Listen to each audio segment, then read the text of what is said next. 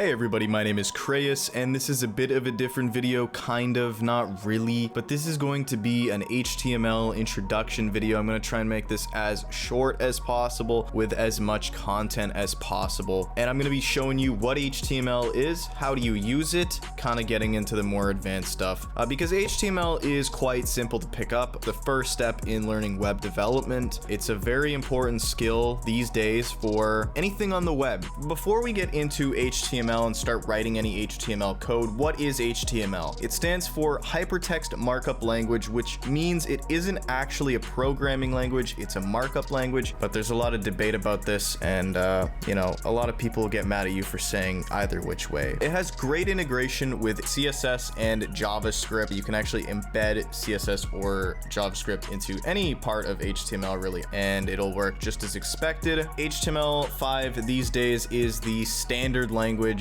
Essentially what HTML's purpose is, outlining a layout for the website. It's not the styling, it's not so much the functionality. I mean, it's sort of the functionality. There are attributes that add functionality, but for the most part, it's really the structure of the web content, kind of the overall layout of how things are supposed to be. We will look at a little bit of CSS in this video today, but not really. CSS is cascading style sheets. Essentially, it's a file that tells your web browser how to display certain HTML elements. For example, I type in, so we're going to use P for paragraph, and I really recommend Visual Studio Code for HTML. It's super simple, super lightweight. We're just going to write, hello, this is a paragraph, like so. If we save it and we open on any web browser, all you have to do is literally drag and drop it in. That doesn't mean that this will be accessible to anyone. Like if I give this URI, I guess, to somebody, they won't be able to access it from another computer unless this is hosted on a web server, which this isn't. This is just in my files. You can actually open up any HTML file. Let's say I have google.com right here. We can actually save the page as an HTML file and save it, and it should actually function relatively the same. The thing is, any other additional content that it has to load in the back end won't really work, thus this. So let's get started. You'll notice that if we go to pretty much any website ever, let's just go to google.com. If we go here and we go to inspect element, this is how you see basically the HTML of any website. You can actually see a lot more than just HTML. If we go to network here, we can actually access pretty much anything that the web page accesses, which includes images, you know, JavaScript files, even the fonts, basically anything. So if we look through here at the HTML source, I guess I should say, we can see here that there is a DOCTYPE HTML tag. What the tag does is it tells the web browser that it is HTML5. The thing about this tag is it's not essential. No, it's not essential at all. All it does is tell the browser what version of HTML you are using. So this is HTML5. In the past, if you've been using the web for a long time, you may have seen HTML4's tag. Usually for great practice, you want to start every HTML file with this tag here. And you also want to follow this format for an HTML document. So you want to start off with HTML tags like so. Yeah, as it said right there, this is the root of the HTML document. So this is where you're going to want to be putting in anything. You don't want to put it here. You don't want to put stuff here. That's not what you want to do. You also want to make a head. The way I like to think of the head is that this is where you put kind of more informational based stuff, things that you won't really see on the web page. And there's actually quite a few tags that you aren't going to end up seeing on the web page. This is where you want to put CSS style sheet. If we were to, let's say, use Bootstrap, which is one of the most popular CSS or libraries, I guess, that exist, we can get their CDN here.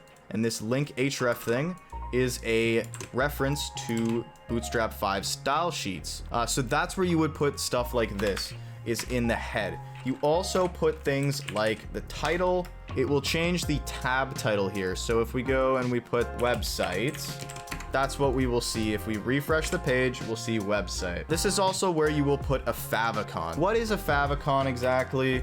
Why would we put it in the head? Basically, it's because it's not something you'll actually see in the content, the body of the HTML. That's where the next tag comes into play.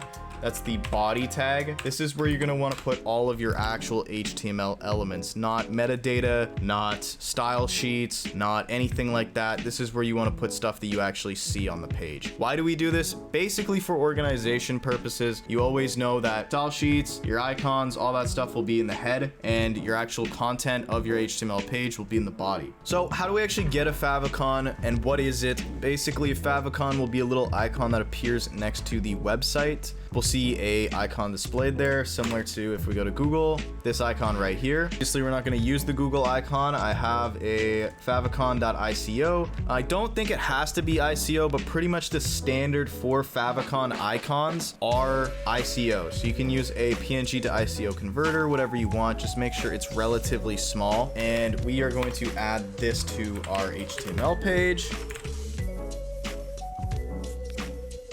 Okay, there we go. Sorry, I didn't mean to add that slash there.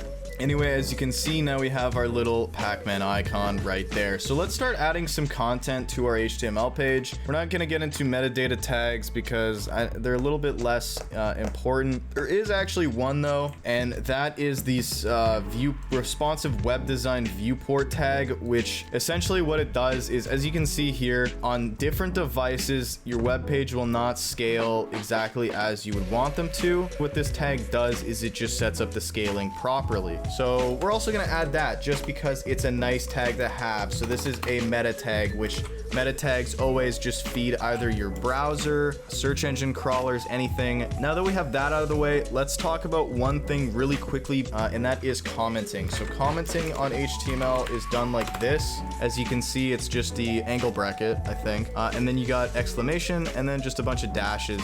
You can actually add as many dashes as you want. It doesn't really matter. To end it off, you really just end it off with the closing angle bracket. Anything you put in a comment won't actually be displayed on the web page. You will be able to see it in inspect elements, so be wary of that. Why couldn't I just have this comment like this if we're using tags? That's not actually the case. Any text in HTML will be displayed as text on the actual web pages.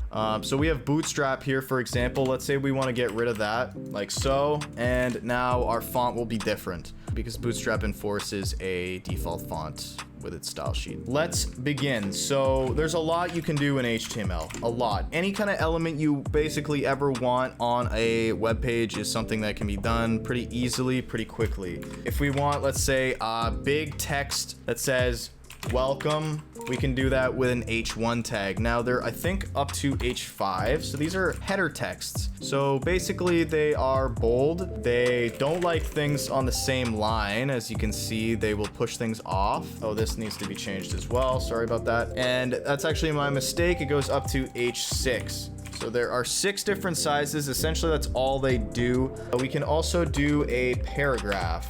Anything can actually go in them, images, videos. Doesn't really change a whole lot. Let's say we get some lorem ipsum text. So that will be our first one. And it's a good time to show you BR, which is a line break. We're not gonna put a paragraph tag on that, and we're just gonna see if there's any difference at all. So as you can see, no, there is no difference whatsoever between the two of these. Paragraphs are kind of just exactly what they are. They're supposed to represent a different paragraph. So, I mean, for good practice, you're going to want to do that. They're also useful for styling different things. Write HTML properly, keep things organized. I mean, you can do things like this, which is nice. Okay, what if I want to put a link in somewhere on my paragraph? So let's say we want this to be a link. We're going to surround that in an anchor tag, which is represented by A. Anchor tags are pretty useful. So you can add an href, which is a link, essentially. So let's get a link to this article here. We're just going to copy the link and we're going to put that in the href. And now that shows up as a link. It's underlined, it's blue.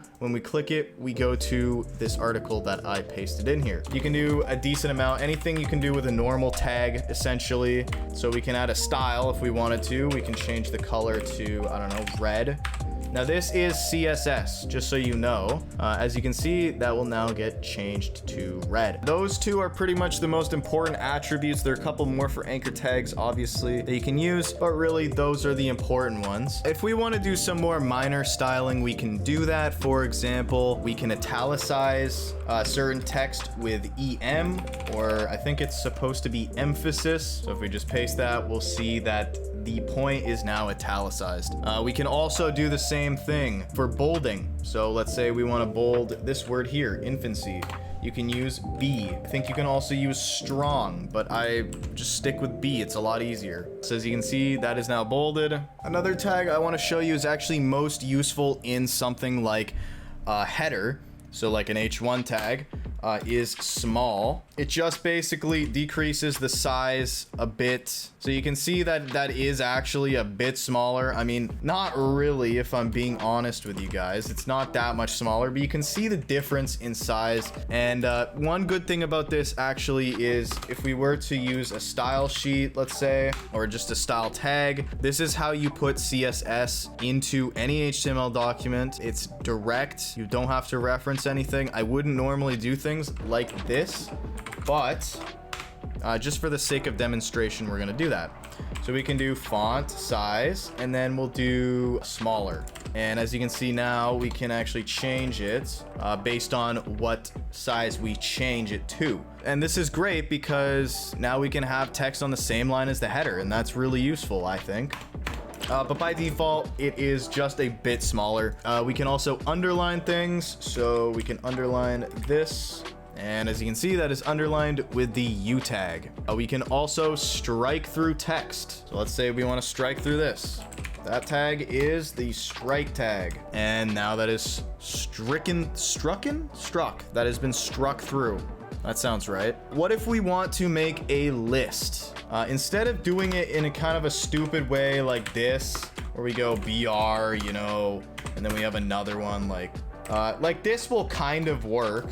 Like this will be a list of sorts, but this isn't really ideal. I mean, I'm gonna be honest, especially when you're getting more advanced with CSS, this kind of sucks, but there's an easier way to do this. So we can do something called a UL, which is an unordered list. Anything that goes in here by default will just kind of be appended. I don't know, is that the word?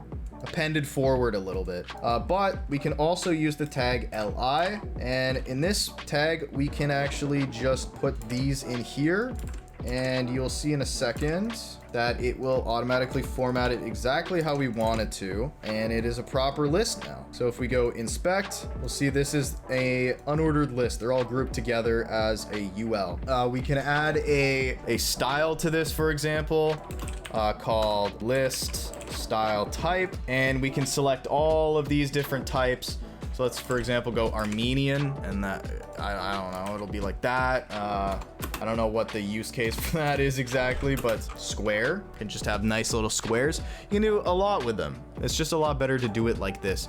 We can also do a ordered list. For those of you who are wondering, why is it unordered list? Well, ordered lists are, you know, as you can see, 1, 2, 3. So it automatically does the numbering for you. A nice tag that is actually pretty useful is the center tag.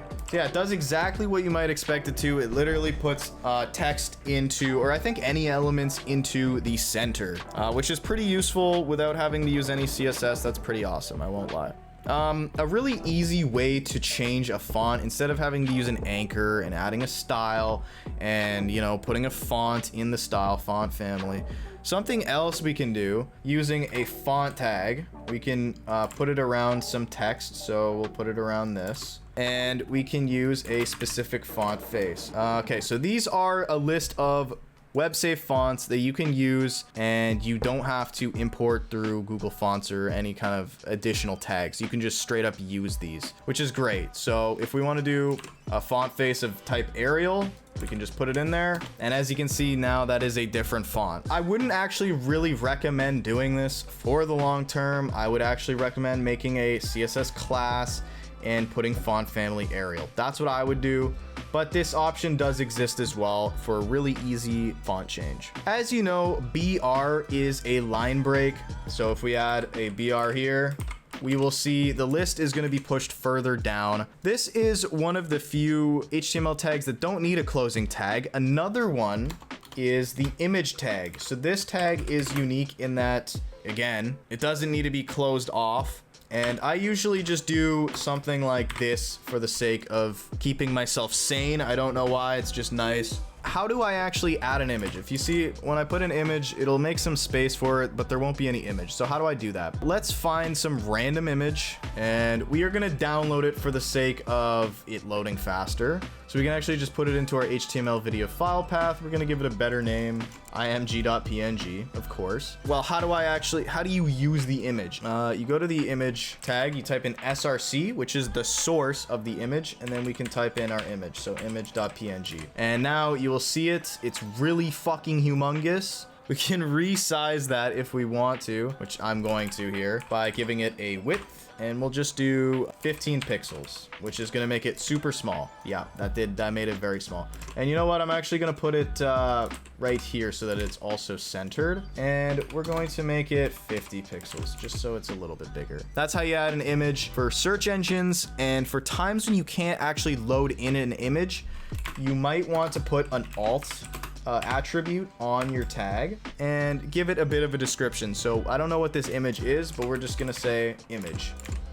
Now when this image doesn't display properly in HTML for whatever reason, or for search engines, it'll say image. Okay, so there is something that I really like actually, and that is an HR, horizontal rule tag.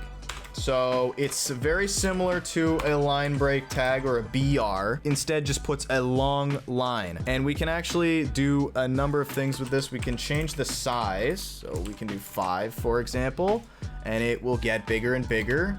We can change the width, so we can make it a little bit shorter than it usually is. So stuff like that. You know, I like the HR tag a lot. I use it all the time. It's really nice. So I did want to talk about just 2 meta tags. So we got a meta, and then every meta tag has a name. So we'll go with description for this one. So for search engines to understand what your web page is about, we can give it a description. So this is a cool site. And when it'll appear on Google, that will be the description of the site. There's also a keywords meta tag. Just change this to keywords and then put a bunch of keywords on it. That is another way your site will be indexed on Google search or any search engine, really, not just Google. Let's add a table to our site. So what is a table? Basically, this is essentially what a table is. So there's rows, there's columns. How do we do that in HTML? I'm gonna show you right now. So you're gonna start it off with a table tag. So it's really just called table. You can customize a lot about a table, including the border, padding, spacing, width, all that good stuff. But for right now, we're just gonna do default. So to define a row on a table, we are going to want to do TR, which is table row. And then within each row, we can actually put table data cells, which are TDs. So we can do cell 1. And then we'll put another one here, cell 2. And then when we refresh the page, as you can see, we'll get that. So yeah, you're probably wondering, why is there no border? That is because we don't have a border set at all. So we can do border 4. And now we will have a kind of a shitty looking table, but I mean, it is what it is. You can style it further with CSS. You can change other things. We can do cell padding. We'll do 2. That'll make them slightly bigger. So let's make them really big. And we can do cell spacing. Let's do 10. So that, as you can see, is making it even stranger looking. Let's change the border down. I don't really like that border. There we go. That's a better border. Every time we add one of these TRs, you will notice that it gives us a new row. So we can add as many as we want, just like that. I'm going to change this to 2 in this as well because, ooh, 210, let's see it. Why not? Okay. Very nice. There we go. So that's more what we want. Let's give our table a little header. Random table. Nice. If we wanted to be less spaced out, we can use B. And if we wanted it to be bigger, we could just increase the font size with a style tag. Anyway, that's tables for you. There's a lot of styling you can do with them. They're pretty useful. You're definitely going to want to know tables. Okay, next up are forms. Forms are actually incredibly useful. If you've ever seen a login input, it is most likely using some kind of HTML form. How do we start off a form? We can do it like this. By default, it's nothing. You will see absolutely nothing from a form. But any information that you put in here, so input boxes, buttons, checkboxes, anything like that, that data will be sent to another page if you give it an action. So we're going to do this page. Actually, we don't even need to change anything. By default, this will just go to the same page anyway. So how do we get this to submit? Basically, when we want to submit the data, we use an input type called submit. And what is an input? It is a button, or at least the submit one is. There's many different types of inputs, so just be wary of that. When we press this, as you can see, it adds a question mark. Now, what does that mean? That means there was no actual data here. But when you see a question mark, and if we go to Google, we can see this, and if we type in something, we'll see Q equals sad guru, because this itself is actually a form, and this is the data that it gave to the next page. So that's the usefulness of forms. We're going to fledge this out just a little bit. So we're gonna add a label. Labels are pretty cool, I must say.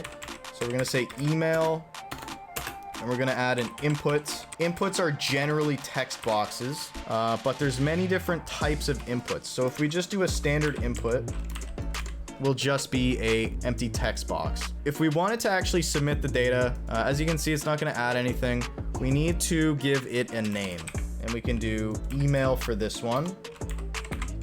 And now we'll notice that it actually populates that. So whatever we type in here will be sent there. And generally for forms where you are handling passwords and any kind of sensitive information, you are going to want to, instead of using the default, which is going to be get, and that's what does this, as you can see. So if we delete that, type in our email, boom. What if we have a password? You don't want your password to be showing in there. What we're going to do instead is use a post.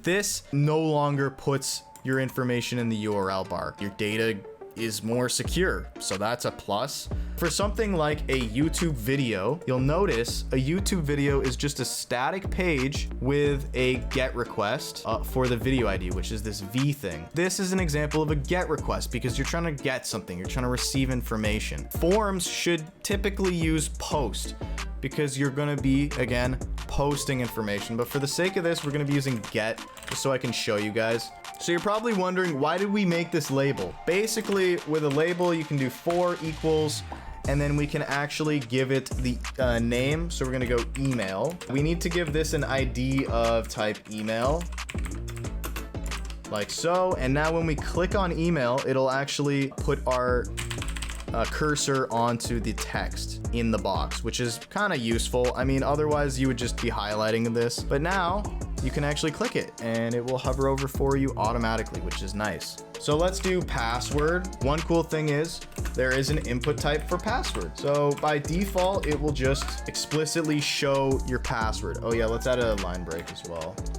There we go. So by default, it will show your password, but now as you can see, it hides your password, which is great. Again, your password will be shown up here, and I forgot to change this. So PSWD, okay, cool. So now when we click that, it goes to the correct one. It doesn't go to email. And when we type in our password up here, it'll be PSWD. There's also other input types that I still haven't gone over yet. So let's just say like agree. And this input type will be a radio. So what does that mean, guys? What is a radio input type? Well, basically, we can make another one. Let's do a line break here. We can say, do you agree to the terms of service? Okay, we'll add a line break. We will add yet another one of these. So disagree, get rid of these. And we can give these all different values. So we can give this one a value of true, and we can give this one a value of false. Because they both have the same name, we can change the ID, that's fine. But because they have the same name, so if we want to click agree, we can click on the text. If we want to click disagree, we can click on that text. If we had a different name here, so let's just change this to S, as you can see, we can select both of them. But because they're the same name, the value type here will be whatever is selected. So if I say disagree, we can look up here and it'll be false. If I say agree, it will be true. One other thing that we can do with a form is a select box. So a select box is exactly what you might think it is. So within a select box, it's kind of like a list or a form or whatever, you know, you put things inside of it. So we can put options inside of it. So let's say Canada, we can do US, whatever. We can say select your country. And obviously they will be filled out here. If we press submit, you will see that it's not actually filled out. That's because our select doesn't have a name. This is what always dictates the name of the value. So we can go country. So I guess it just gets the text that's inside, but if we wanted to change this, let's say we want to use like, I don't know, different kind of value for what you select, we can actually give it a value. So Canada, sure, submit, and we'll see it's ENCA now instead of Canada. That's what a select box does. They're pretty nice, pretty nifty. I think they're very useful as well. Checkboxes. I forgot about checkboxes. I don't know how.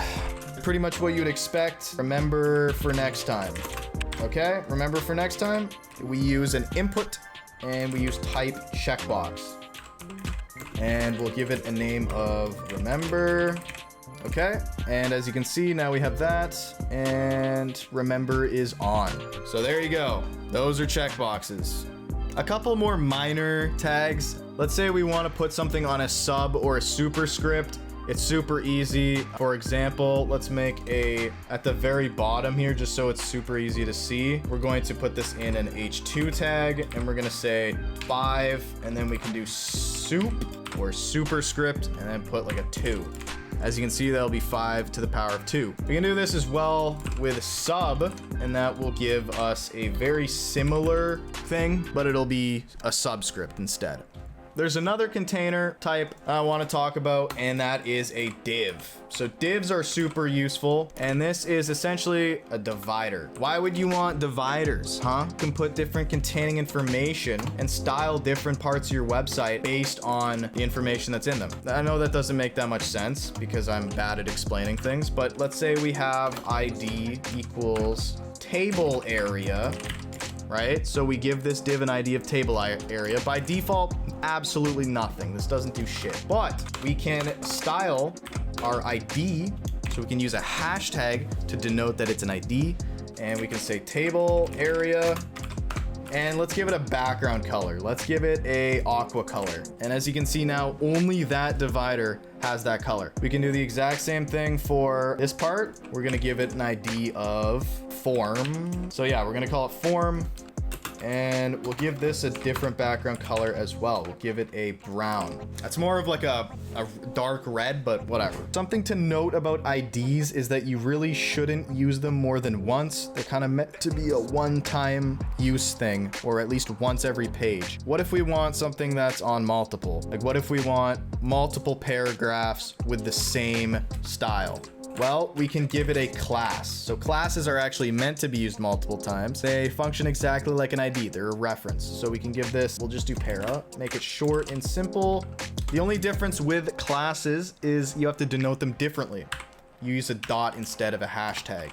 So para, and then we can do like, let's say color blue. So this will change all of the text color to blue. Not the nicest looking thing, but this is really, again, just for demonstration. What if we want to style all elements of a type? Say we want to style these list items. Super easy. We just type in the actual tag. We don't use a hashtag. We don't use a period, nothing like that. We just use li. Color, and we'll give that an antique white, and we should notice a difference there. So yeah, all of those got changed as well. We'll get into the end here. I mean, there's tons of HTML tags. There is just an insane amount of them, so it's not really even possible to go through all of them, but these are some of the most important ones, I would say. Oh, buttons. We forgot about buttons. Okay. I mean, I know we have a button, but it's a submit button. It's not really the button you want. Buttons are useful. They can trigger JavaScript things, like JavaScript events or functions, I mean.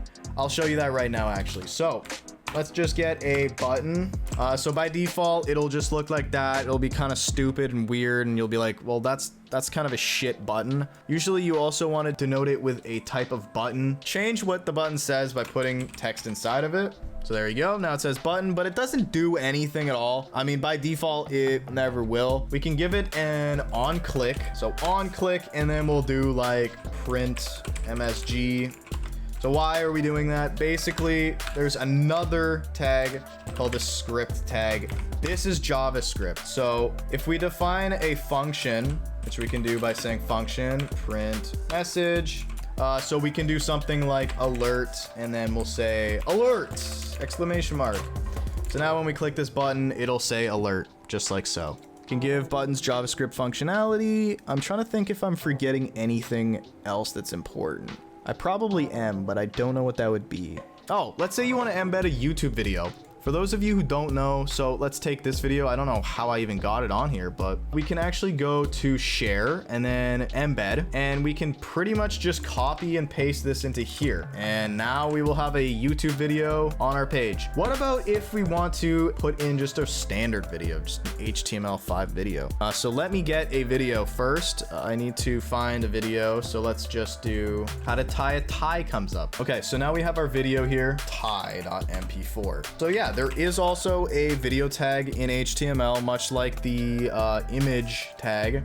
We can put it right here at the bottom, video, and it's a bit different because it depends on, you can actually put in multiple different sources for the video, so that's why it's laid out just a bit differently. We can say controls if we want video controls, like the play button, the back button, all that stuff. We can set the height and the width, and then we want to put in our source for the video, so we use a source tag. So src equals tie.mp4, for example, and then we have to specify a type. I don't actually think we have to, but it is good practice to do this. And then let's say we had like another file format, tie.og, so that if you couldn't support a certain format, maybe on an older browser, whatever, I don't know, I don't care, you could load in a different video type. So let's load the page, and as you can see, we now have our how to tie a tie video. If we get rid of this controls thing, I guess it just won't work at all.